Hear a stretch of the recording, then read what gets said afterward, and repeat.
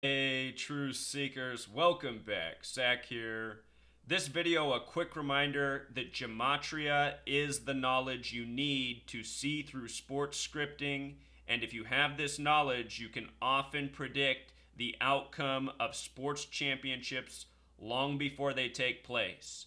From February of 2016 all through the offseason up to the present, I have reminded about the very real possibility of the Packers or Falcons being in this Super Bowl, Super Bowl 51. This video is from July 16th, 2016. I have many more occurrences from February up to the present in videos talking about the possibility of the Packers or the Falcons in this Super Bowl. Going back to 2015, last season, when I was looking ahead to this year, I began by thinking that this Super Bowl would be the Packers and the Colts. And looking at that, I came up with the possible narrative for the Falcons, the Giants, and even after the death of Prince, the Vikings. And I said all along, if I'm wrong about the Colts, it will be the Patriots instead, which is no surprise. So here we are, Falcons and Patriots, which are of the small group of teams I was looking at for this Super Bowl. Listen, this is from July 16th, 2016. Here's exactly what I said. And if I have a third team, it's the Green Bay Packers, also in the division of the Vikings. Prince Rogers Nelson reminds a lot of Rogers, the quarterback in the Packers, and the receiver Jordy Nelson. Green Bay also has a lot of connections to 44, like the Super Bowl. And if I wanted to take a really risky bet, I'd put a little money on the Atlanta Falcons too. They have the 44 connections as well. So there it is. You know, one of many times I said that, and for 3 years I've been documenting the relationship between the Falcons and the Packers. In 1991, Brett Favre was the 33rd overall pick by the Falcons, traded to the Packers, had a Hall of Fame career.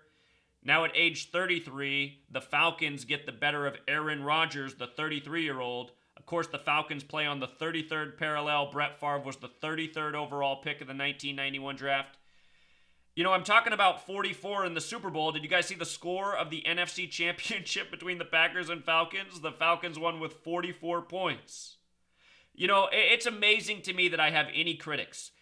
For the millionth time, all of my critics are fucking morons. Every last one of them is a fucking retard.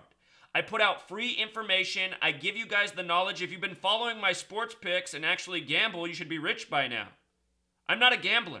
I put out this knowledge to wake the manpower of this nation what they're investing in. Rigged professional sports by the numbers. The Falcons win with 44 over the Packers. There's only 2 states in this nation that have gematria 44. They're Georgia and Wisconsin. They're the only 2, and all throughout NFL history, these teams have gotten 44 tributes together.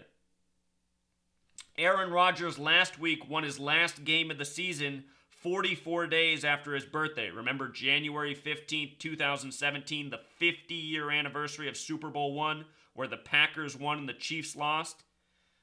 Last week, before the NFC and AFC championships, the Packers won, the Chiefs lost. The Packers defeated the Dallas Cowboys. In history, it was the Dallas Texans that became the Kansas City Chiefs. That's what their seasons were all about, playing on that 50-year anniversary and giving that tribute to Super Bowl I, played January 15th, 1967. It's all by the numbers. These games are so scripted, it's so transparent. Long before I knew about numerology or gematria, I could see that pro sports were rigged. There's nothing that looks real about these games. Just because there's violent tackles, that doesn't make the game real. Look at all these million-dollar receivers just drop the ball again and again on third down conversion. That's not real.